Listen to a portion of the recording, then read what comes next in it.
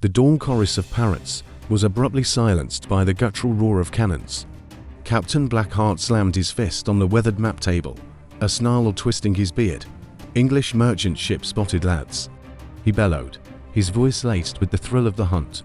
A cheer erupted from the motley crew of the Viper's Maw, a schooner that struck fear into the hearts of captains across the Caribbean. Unlike the flashy privateers, these men were pirates, pure and unadulterated. Their clothes were a riot of mismatched rags and salvaged finery, their faces etched with the harsh lines of a life lived on the edge of a blade. Blackheart scanned the horizon.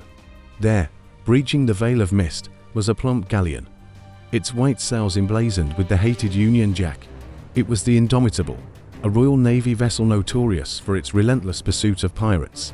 A shiver ran down Blackheart's spine. This wouldn't be a cakewalk as they drew closer. The Indomitable opened fire. Cannons roared, showering the Viper's Maw with a hail of iron. The air crackled with the tang of gunpowder. The pirates returned fire, their own cannons coughing in response.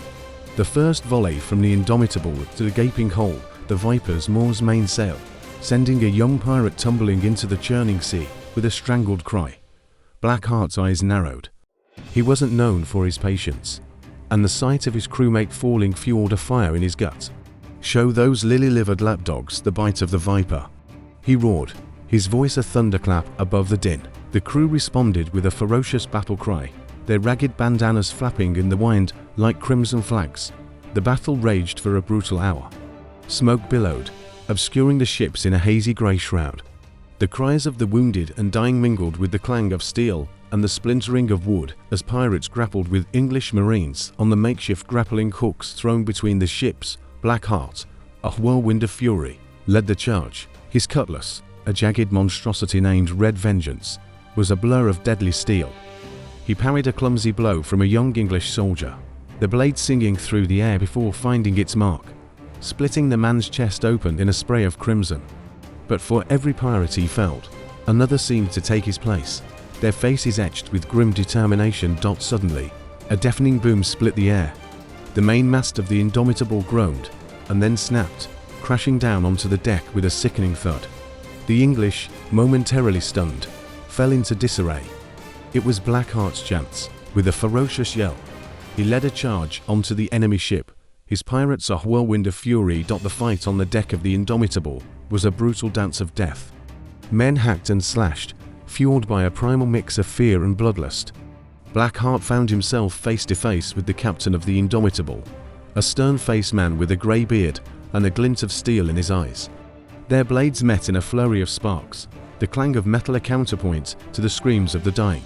The fight seemed to go on forever, until with a final desperate lunge, Blackheart disarmed the English captain, Red Vengeance poised at his throat. Just as he was about to deliver the final blow, a searing pain ripped through his shoulder. A young English soldier, his face contorted in rage, had taken him by surprise. Blackheart stumbled back, his vision blurring. He saw the English captain lunge, but before his blade could find its mark, a shot rang out.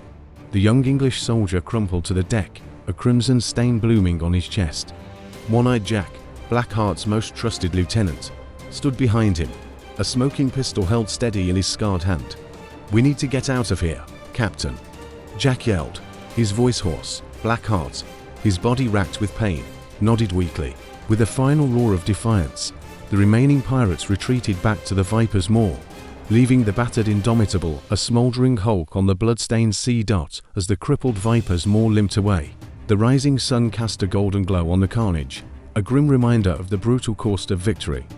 Blackheart, his body racked with pain, could only stare at the receding silhouette of the Indomitable, a bittersweet taste of victory lingering on his tongue.